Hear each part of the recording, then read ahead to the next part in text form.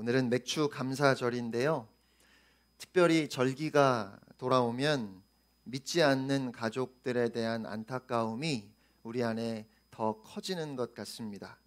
절기에 온 가족이 함께 하나님 앞에 나와서 예배하는 것을 소원으로 가지고 있는 성도님들이 많으신 줄 압니다. 청년들이 많이 힘들어하는 문제 중에 하나가 불신자와의 결혼입니다. 정말 좋아하고 참 괜찮은 사람이 있는데 그 사람이 예수를 믿지 않는다면 그 사람과 결혼을 할 수 있는지 없는지 우리 청년들에게, 특별히 열심히 신앙생활을 하고자 하는 청년들에게는 심각한 질문일 겁니다. 여러분, 믿지 않는 사람과 결혼해도 될까요? 결혼은 두 사람이 하나가 되는 것입니다. 함께 하나의 꿈을 가지고 행복을 이루어가는 것이 결혼일 겁니다. 그런데 우리 그리스도인들의 꿈은 영원한 하나님의 나라입니다. 하나님의 영광을 위해 사는 것이 우리 인생의 목적이지요. 그러면 그렇게 하나님의 원하심을 이루고 싶은 것이 우리의 간절한 바람이라면 과연 그 바람을 믿지 않는 사람과의 결혼을 통해서 이룰 수 있을까 하는데 저는 의문이 있습니다. 만일 결혼을 단순히 어떤 필요를 채우기 위한 것이라고 생각한다면 배우자의 신앙보다는 어떤 조건을 갖추었는지가 더 중요한 문제일 겁니다. 내가 원하는 외모, 경제적인 능력, 학벌, 집안 등이 더 중요하겠지요. 그런데 뜻밖에도 평생을 신앙생활 하신 분들 중에도 결혼을 그렇게 필요를 채우기 위한 것이라고 생각하시는 분들이 의외로 많아서 무능한 신자보다 유능한 불신자를 선호하는 것을 어렵지 않게 볼 수 있습니다. 만일 여러분이라면 신앙생활은 아주 성실하게 잘하지만 수입도 변변치 못하고 여러 조건에 있어서 부족해 보이는 사람과 하나님을 믿지 않지만 경제력이 확실하고 성격도 좋아 보이는 사람 중에 누구에게 딸을 주겠느냐고 하면 뭐라고 대답하시겠습니까? 목사님은 어떻게 하시겠습니까? 라고 저에게 묻고 싶으신가요? 혹시 신앙도 좋고 성격도 무난하고 인품도 훌륭하고 거기다가 경제력도 확실한 사람이 나타날 때까지 결혼하지 말라고 하시겠습니까? 그러면 결혼하기가 참 힘들어질 겁니다. 다른 조건은 다 괜찮으니까 예수님만 잘 믿으면 된다고 하시겠습니까? 아니면 성격 좋고 유능하지만 예수 안 믿는 그 사람과 일단은 결혼하게 하고 그리고 그 사람이 예수 믿게 해달라고 새벽기도 작정하시겠습니까? 쉽지 않은 문제지요. 신앙생활이 교회 생활은 아닙니다. 교회에 잘 나온다고 다 신앙이 좋은 것은 아니지요. 건강하고 바람직한 신앙생활이란 삶의 모든 영역에서 그리스도의 주되심을 인정하고 주님의 은혜와 사랑에 의지해서 하나님의 말씀에 순종하며 살아가는 것입니다. 따라서 우리의 삶의 모든 영역에서 그리스도의 주인 되심을 드러내지 못한다면 아무리 교회 열심히 나온다 해도 온전한 신앙생활을 하고 있다 말할 수 없을 겁니다. 자녀 교육도, 재산 관리도, 여가 활동도, 사회생활도 모두가 다 신앙생활의 한 부분입니다. 우리의 인생은 그렇게 따로따로 나눌 수 있는 것이 아니어서 교회 생활 따로, 직장 생활 따로, 가정 생활 따로 그렇게 구분할 수 있는 것 아니고 더욱이 그래서 교회에서는 그리스도인으로 직장이나 가정에서는 마치 안 믿는 사람처럼 그렇게 살 수 있는 것이 아니어서 삶의 모든 자리에서 하나님의 말씀으로 살아가는 것이 그리스도인의 삶입니다.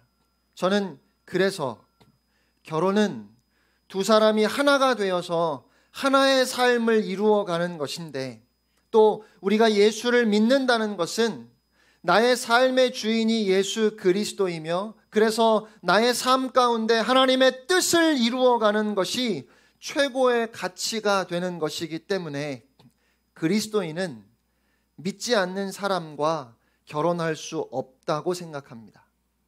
그리스도인은 그리스도인과 결혼할 수밖에 없다고 저는 생각해요. 결혼이 무엇인지, 그리고 그리스도인의 삶이 무엇인지를 생각하면 그럴 수밖에 없다는 겁니다.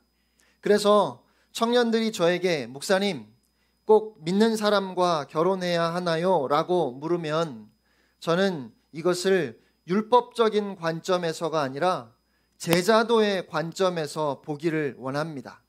저는 그리스도인이 믿지 않는 사람과 결혼한다고 해서 그것을 죄라고 말할 수 없고, 그래서 그것을 정죄해서는 안 된다고 생각합니다.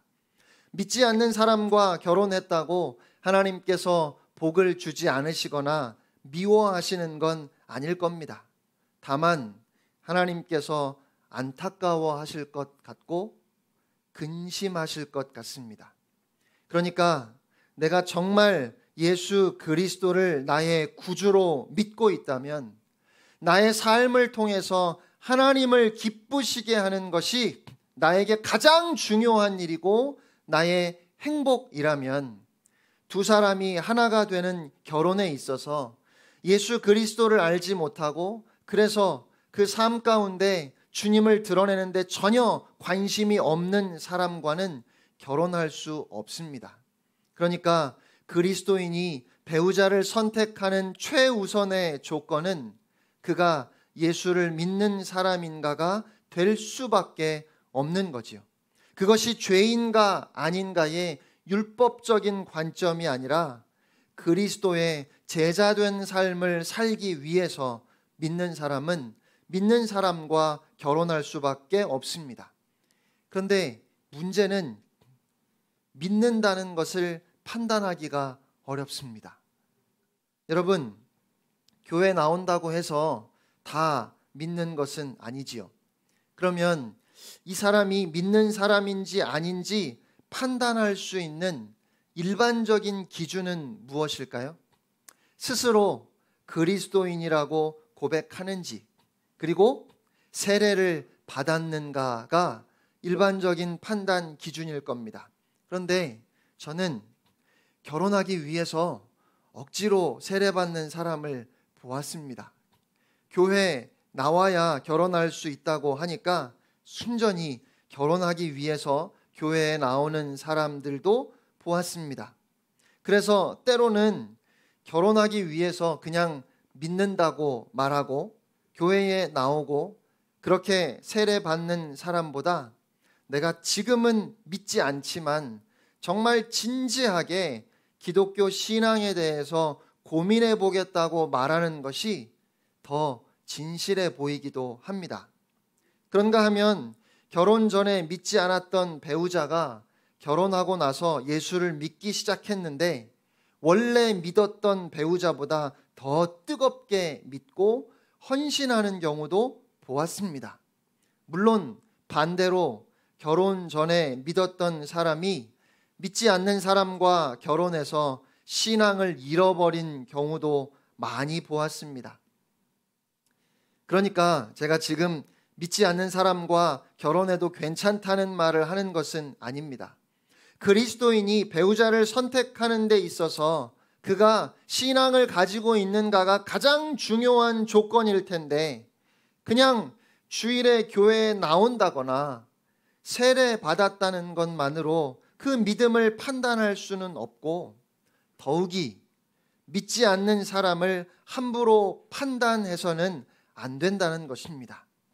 믿지 않는다는 이유만으로 그 사람을 한심하게 답답하게 생각하거나 그래서 무례하게 행동해서는 결코 안 될 것입니다. 여러분, 믿지 않는 사람들 중에 인격적으로 훌륭한 사람들이 정말 많습니다. 마음이 부드럽고 온유하고 다른 사람들을 배려하는 사람들이 믿지 않는 사람들 중에도 참 많아요. 그러면 모세와 모세의 장인 이드로와의 관계는 어떠했을까요? 애굽의 왕자로 왕궁에서 살았던 모세는 40세에 살인자가 되어 도망을 쳐야 했습니다. 그가 홀로 미디안 광야에 머물고 있을 때 이드로의 딸들을 만나게 되고 이드로는 모세를 받아주었고 그의 딸 십보라와 결혼하게 했습니다. 그런데 그렇게 모세의 장인이 된 이드로는 어떤 사람일까요? 그는 미디안 제사장이었습니다. 이드로가 미디안 사람들의 종교적인 의식을 주관했는지는 알 수 없습니다. 그저 과거에 제사장의 직분을 가졌을 수도 있으니까요. 그런데 성경은 거듭해서 그가 미디안 제사장이라고 말씀합니다. 그러니까 모세의 입장에서 이드로는 한마디로 타 종교의 지도자입니다. 성경을 보면 모세가 이드로와 함께 살면서 온 집안이 하나님을 믿도록 인도했다고 보기는 어렵습니다. 물론 그 반대로 모세가 하나님을 버리고 장인 이드로를 따라서 미디안 종교를 믿지도 않았습니다. 결국 서로 다른 종교를 가진 모세와 이드로는 40년 동안을 한 집에서 살았습니다. 그렇게 40년이 지나고 모세는 하나님의 부르심을 받아 아내와 두 아들을 데리고 애굽으로 돌아갔지요. 그런데 언제인지는 정확하게 알 수 없지만 모세가 아내와 두 아들을 다시 이드로에게 돌려보냈던 것 같습니다. 그리고 모세는 이스라엘 민족을 애굽에서 인도해서 미디안 광야 근처까지 왔고 모세가 가까이 온 것을 안 이드로가 모세의 아내와 두 아들을 모세에게 데려다 주기 위해서 찾아와서 모세와 이드로가 만나는 것이 오늘 본문의 내용입니다. 그런데 오늘 본문에서도 우리가 읽지는 않았지만 1절을 보시면 이드로를 또다시 미디안 제사장이라고 그렇게 성경은 소개합니다. 이드로는 여전히 미디안 제사장이었습니다. 모세는 여호와 하나님만을 섬기는 이스라엘 민족의 지도자였지만 그의 장인은 여전히 이방 종교의 제사장이었습니다. 저는 오늘 모세가 이방 여인 십보라와 결혼한 것이 옳은지 혹은 장인인 이드로도 하나님께로 인도하지 못하면서 어떻게 이스라엘 민족을 인도할 수 있는지 이런 문제보다는 하나님을 섬기는 모세가 미디안 제사장이었던 장인 이드로와 어떤 관계를 맺고 살았는지 그것을 여러분과 함께 생각해 보고 싶습니다. 여러분은 다른 종교를 믿는 사람들을 보면 어떤 생각이 드십니까? 여러분은 길에서 스님을 보면 어떻게 하시나요? 터번이나 히잡을 쓴 모슬렘들을 보거나 키파를 쓴 유대인을 본다면 여러분의 마음은 어떠십니까? 그 사람과 거리를 두거나 피하십니까? 아니면 가서 회개하라고 말해주고 싶으신가요? 어색함을 느끼는 것은 당연한 일일 겁니다. 하지만 그들이 믿지 않는다는 이유로 다른 종교를 믿는 사람이기 때문에 그들을 무시하거나 그들을 존중하지 않고 무례하게 행동해도 될까요? 모세는 40년 동안 왕궁에서 자라면서 애굽 제사장들과 술사들을 많이 보았겠지만 함께 사는 가족이 이방 제사장이었다면 여러 가지로 불편한 점이 많았을 겁니다. 그런데 모세의 행동을 가만히 살펴보면 그는 이방 종교를 섬기는 제사장이었던 장인 이드로를 존중했습니다. 호렙산에서 하나님의 음성을 듣고 그가 애굽으로 돌아가게 되었을 때 모세는 장인의 허락을 구했지요. 제가 이제 떠나 애굽에 있는 저의 동족에게로 돌아가서 그들이 아직 살아있는지 보고자 합니다 라고 그렇게 떠나도 좋은지 장인에게 물었고, 이드로는 모세에게 평안히 가라고 했습니다. 그때 모세의 나이가 여러분이 잘 아시는 것처럼 이미 80이었지만 그는 장인에게 정중하게 허락을 구했습니다. 그리고 오늘 본문에 등장하는 모세는 온 세상을 떠들썩하게 만든 주인공이었습니다. 당시 가장 막강한 나라였던 애굽에서 이스라엘 민족을 구해낸 영웅이었지요. 하나님의 말씀을 대언하는 자였고 하나님의 능력을 행하는 사람이었습니다. 여호와 하나님을 섬기는 이스라엘 민족의 모든 백성들에게 존경과 신뢰를 받는 위대한 지도자가 된 것입니다. 그리고 그런 모세를 찾아온 그의 장인 이드로는 여전히 미디안 제사장입니다. 그런데 7절 말씀을 보시면 우리 7절을 함께 읽겠습니다. 시작. 모세가 나가서 그의 장인을 맞아 절하고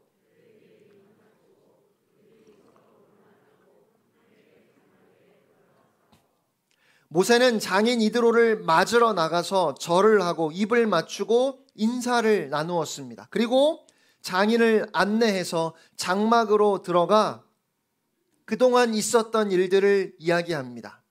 여호와 하나님께서 이스라엘을 위하여 애굽에서 행하신 일들을 이야기했고, 그들이 여기까지 오는 동안 만났던 여러 가지 어려움들과 또 그러한 고난 속에서 하나님께서 그들을 구원하신 일을 자세하게 이야기했습니다. 모세는 장인 이드로에게 그가 생생하게 경험했던 하나님의 은혜와 위대하신 능력을 간증한 겁니다. 이드로는 모세의 이야기를 들으면서 여호와 하나님께서 이스라엘 민족에게 은혜를 베풀어 애굽 사람들의 손에서 구원해 주신 것을 기뻐했습니다. 그리고 드디어 오늘 이드로가 하나님을 향한 신앙을 고백하는 것을 우리가 볼 수 있습니다. 10절, 11절 말씀을 함께 읽겠습니다. 시작. 이드로가 이르되 여호와를 찬송하리로다. 너희를 애굽 사람의 손에서와 바로의 손에서 건져내시고 백성을 애굽 사람의 손 아래에서 건지셨도다. 이제 내가 알았도다. 여호와는 모든 신보다 크심으로 이스라엘에게 교만하게 행하는 그들을 이기셨도다 하고. 아멘. 이드로가 뭐라고 고백했지요? 이제 내가 알았도다. 이제 내가 알았도다. 여호와 하나님께서 다른 모든 신들보다 크심으로 이스라엘에게 교만하게 행하던 그들을 이기셨도다. 여러분, 이드로의 이 고백은 어쩔 수 없이 하나님의 위대하심을 인정할 수밖에 없었던 바로의 고백과는 근본적으로 다른 것이었습니다. 바로도 여호와 하나님의 위대하심을 인정해서 이스라엘 백성을 보낼 수밖에 없었지만 그는 어쩔 수 없이 항복했을 뿐 하나님을 인정하거나 하나님을 섬기지는 않았습니다. 그러나 이드로는 이제 내가 알았도다. 여호와 하나님이 참 하나님이심을 내가 이제는 알았다고 그렇게 고백했습니다. 그리고 그뿐만이 아니라 12절 말씀을 보시면 하나님께 번제물과 희생 제물을 가져왔습니다. 12절 말씀 함께 읽겠습니다. 시작. 모세의 장인 이드로가 번제물과 희생 제물들을 하나님께 가져오매 아론과 이스라엘 모든 장로가 와서 모세의 장인과 함께 하나님 앞에서 떡을 먹으니라. 아멘.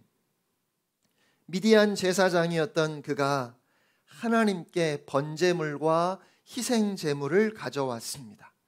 번제물과 희생 제물을 하나님께 드리는 것은 여호와 하나님을 그의 하나님으로 받아들이는 것을 의미합니다. 그리고 아론과 이스라엘 모든 장로들이 와서 이드로와 함께 하나님 앞에서 떡을 먹었다는 것은 이제 그가 하나님을 섬기는 믿음의 공동체 안으로 들어왔다는 것입니다. 드디어 이드로가 여호와 하나님을 자신의 하나님으로 섬기게 되었습니다. 드디어 모세의 장인이 여호와 하나님을 믿었다는 것입니다. 드디어 모세의 온 가족이 하나님 앞으로 인도되었습니다. 사랑하는 성도 여러분,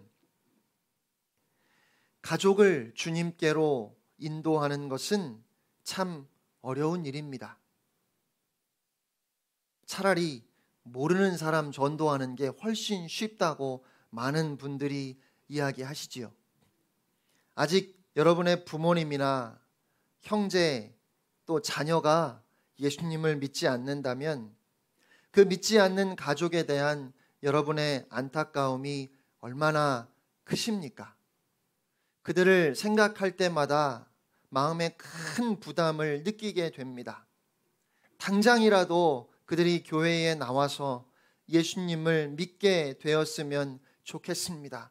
온 가족이 함께 하나님 앞에 예배하는 그날이 속히 왔으면 좋겠어요. 그러면 사랑하는 가족을 주님께 인도하기 위해서 우리는 무엇을 어떻게 해야 할까요? 열심히 전도해 보지만 잘 안 됩니다. 여러분, 도대체 어떻게 해야 합니까? 많은 것을 이야기할 수 있을 겁니다. 또 상황에 따라 많이 다를 수 있고 사람마다 조금씩 다르겠다 싶습니다. 그런데 오늘 본문 말씀을 통해서 제가 여러분에게 한 가지를 말씀드린다면 여러분, 기다리십시오. 그냥 기다리지 말고 믿지 않는 가족에게 예의를 지키고 그들을 존중하고 그들을 섬김으로 사랑의 관계를 유지하면서 하나님의 때를 기다리십시오. 풀러신학교의 총장이었던 리처드 마우 교수가 무례한 기독교라는 책을 썼습니다. 그 책에서 그는 하나님은 천천히 가시는데 사람들이 너무 급하게 가려고 한다고 이야기하면서 우리는 하나님이 천천히 가시는 것을 배우고 거기에 익숙해져야 한다고 했습니다. 믿지 않는 가족을 생각하면서 마음이 급한 것은 충분히 이해가 됩니다. 내일 당장 무슨 일이 있을지 알 수 없으니까요. 하루라도 빨리 그들이 하나님을 알고 영원한 삶을 살았으면 하는 그 소원이 우리에게 있으니까요. 더욱이 부모님의 연세가 많으시면 더 불안합니다. 그래서 오늘이라도 당장 복음을 전하지 않으면 안 될 것 같고 그래서 마음이 급해지는 것을 이해하지 못하는 것은 아닙니다. 하지만 그럼에도 불구하고 구원이 하나님의 손 안에 있다면 우리는 하나님의 천천히 가심을 배워야 할 겁니다. 하나님보다 앞서가려 하지 말고 하나님을 바라보아야 합니다. 여러분, 우리가 하나님을 바라보며 기다릴 수 있는 것은 내가 믿지 않는 가족으로 인해서 안타까워하는 것 이상으로 우리 하나님께서 안타까워하시기 때문입니다. 내가 믿지 않는 가족을 사랑하는 것 이상으로 하나님께서 그를 사랑하시기 때문입니다. 그러므로 그 하나님을 신뢰하고 그 하나님을 바라보며 기다릴 수 있어야 합니다. 그런데 우리가 너무 조급합니다. 그러면서 우리의 책임은 다하지 않고 무례하게 말하고 행동하면서 하나님께서 하시는 일을 마치 내가 대신할 수 있을 것만 같이 그렇게 교만하게 행동할 때가 너무 많습니다. 모세는 40년을 기다린 셈입니다.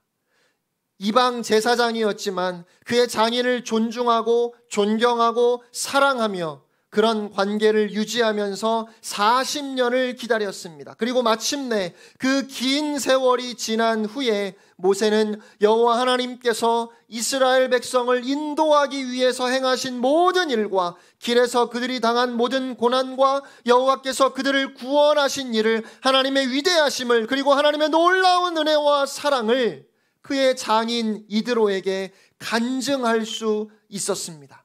말씀을 보면 모세는 그저 하나님께서 행하신 일을 있는 그대로 이야기했을 뿐입니다. 아주 정중하고 아주 온유하게 말했을 겁니다. 이제는 이방신을 버리고 하나님을 믿어야 한다고, 그렇지 않으면 당신도 애굽의 바로와 같이 될 수 있다고 그렇게 말하지도 않았습니다. 정중하게 예의를 지켜 하나님의 은혜와 도우심을 있는 그대로 고백했을 뿐입니다.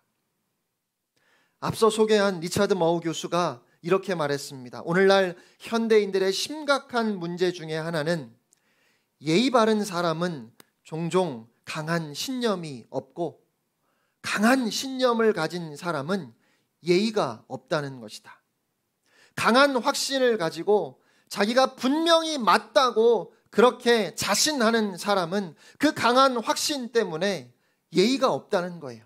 다른 사람의 말을 들으려고 하지 않습니다. 다른 사람을 존중하지 않습니다. 무례하게 행동하려고 한다는 말이겠지요. 반대로 예의 바르게 모든 사람을 좋게 하려고 하는 사람들은 강한 신념이 없어 보인다는 겁니다. 여러분, 복음의 열정은 귀한 것입니다. 오직 예수 그리스도를 통해서만 구원이 있고 다른 길은 절대로 없습니다. 하지만 그렇다고 해서 다른 사람들의 이야기는 전혀 들어주지도 않고 우리의 목소리만 내려고 한다면, 그렇게 무례하게 남을 판단하고 정죄한다면 우리는 결코 복음의 능력을 나타낼 수 없습니다. 오히려 하나님의 사랑을 먼저 안 우리는 훨씬 더 그 마음이 넉넉하고 관대해야 합니다. 그런데 제가 부끄러움을 느끼는 것은 솔직히 우리 그리스도인들에게 믿지 않는 사람들을 무시하는 경향이 있는 것은 사실이겠다 싶기 때문입니다.